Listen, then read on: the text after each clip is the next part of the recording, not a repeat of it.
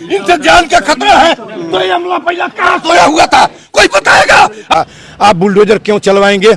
और 2 अक्टूबर के पहले वो प्रेमचंद इन्हीं रेवेन्यू विभाग के आंख के सामने और अपने पद का उपयोग करते हुए प्रधान और सबके रहते हुए जब जाइए गांव में और शहरों में जाइए, यदि कोई अवैध जमीन है, अवैध कब्जा है, अवैध निर्माण है, तो सारे के सारे ये हिंदुस्तान है।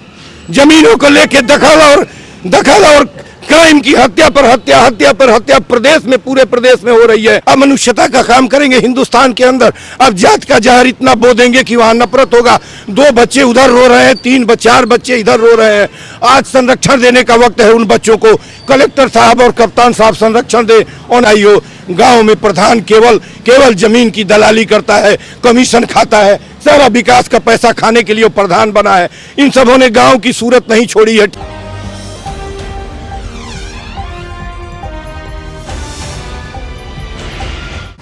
नमस्कार दोस्तों, मेरा नाम है प्रमोद गुप्ता और आप देख रहे हैं जे भारत न्यूज़। इस वक्त मेरी मौजूदगी उत्तर प्रदेश के गोरखपुर ज़िले में है। आपको बता दें कि देवरिया कांड ने पूरे देश को झकझोर कर रख दिया है। ऐसे में एक बाबा जी हैं जो देवरिया में पहुंचते हैं और प्रशासन पर भड़क जाते हैं। वो वीडियो सोशल मीडिया पर काफ़ी तेज़ी से वायरल हो रहा है। हम बाबा जी से खास बातचीत करेंगे। बहुत बहुत स्वागत है बाबा जी। वेलकम। आप देवरिया गए थे, आप वहां पर भड़क गए, आपका वीडियो जो है सोशल मीडिया पर लगातार वायरल हो रहा है। क्यों आप इतना आक्रोशित हो गए थे? वहाँ देखिए, रेवेन्यू डिपार्टमेंट से, राजस्व विभाग जो यूपी का है, उसकी गलती से, लापरवाही से, घूसखोरी से, बेईमानी से और पुलिस प्रशासन के द्वारा बार बार मांगे जाने के बाद, सत्यप्रकाश द्वारा बार बार सुरक्षा की बात करने के बावजूद पुलिस प्रशासन ने सुरक्षा उनको नहीं दी। और इन दोनों कारणों से, राजस्व की लापरवाही और पुलिस विभाग द्वारा समय से सुरक्षा न दिए जाने से वहाँ 6 लोगों की मौतें हुई। और सबसे बड़ी बात ये थी कि 3 मासूम बच्चों का कत्ल कर दिया गया। सत्यप्रकाश के किवाड़ तोड़ कर किया गया। बच्चे हाहाकार अंदर करते रहे।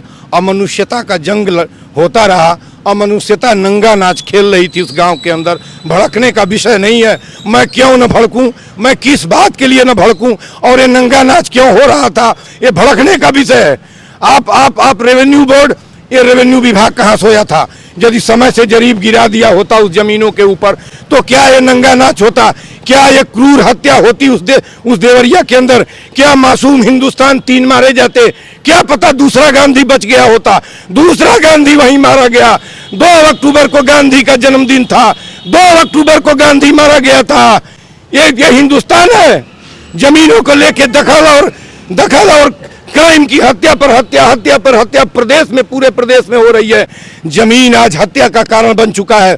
पूरे प्रदेश नहीं, पूरे देश में जमीनों को लेके हत्याएं हो रही हैं और उत्तर प्रदेश उसमें 1 नंबर पर है। और ये पूर्वांचल की स्थिति देखिए।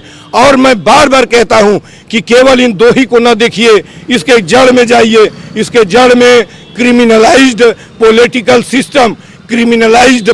सिस्टम, आज की क्रिमिनलाइज्ड पॉलिटिकल सिस्टम, नेक्सस है क्रिमिनल्स का, पॉलिटिशियंस का, ग्रेट नेक्सस है, क्लोज रिलेशनशिप है इन सबों के। आप देखिए ना, उसी गांव में आप प्रेम यादव का ही उदाहरण ले लीजिए। मैं प्रेम का उदाहरण नहीं दूंगा, नहीं तो कहेंगे लोग कि प्रेम को कह रहे हैं। मैं सारे एक आध को छोड़ के, प्रधान से लेके और ऊपर तक के पदों को, प्रधान, बीडीसी मेंबर, जिला पंचायत सदस्य, ब्लॉक प्रमुख, जिला पंचायत अध्यक्ष, एमएलए, एमपी, इन सबों को देखिए ना, एक आध को छोड़ के सभी क्रिमिनल हैं, रेपिस्ट हैं, क्रिमिनल हैं, करप्ट हैं, कोई सलामत नहीं है। चोर हैं, चोरी के लिए चुनाव लड़ते हैं, चोरी के पैसे से चुनाव लड़ते हैं। हिंदुस्तान का पतन कर दिया है इन्होंने। जमीनों के लिए क्या नहीं करते हैं। और यदि मुझसे बुलडोजर की बात किसी ने कहा, आप बुलडोजर क्यों चलवाएंगे?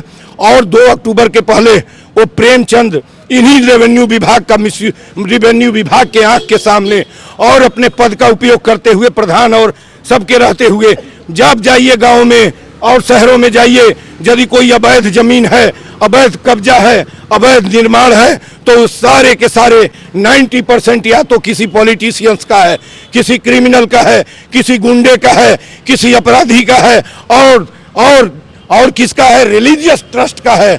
आज उसके बाद बचे हुए, रुकिए, रिलीजियस ट्रस्ट का है। हिंदुस्तान में कुछ नहीं रह गया है। आप ना सोचिए कि आप कुछ कर लेंगे, आप कुछ नहीं कर लेंगे। मिटाना है तो इन बेईमानों को जड़ों से मिटाइए। हिंदुस्तान को चर लिया इन बेईमानों ने, और उसके बाद से आप योगी सरकार तो जीरो टॉलरेंस की बात करती है, क्या फेल है? ये जाके पूछिए योगी सरकार, जो वहीं माइक ले जाइएगा, मुझे कहीं कुछ नहीं दिखाई देता। और जीरो टॉलरेंस है तो आप वहीं देखिए, जगह जगह हत्या देखिए। उस गांव में न जाने किसी गांव में आप प्रधान और जमीनों की कुंडली देख दीजिए। योगी जी को नहीं पता है इस चीज से, शायद उनको ना पता हो या उनकी मशीनरी उनको बताई हो।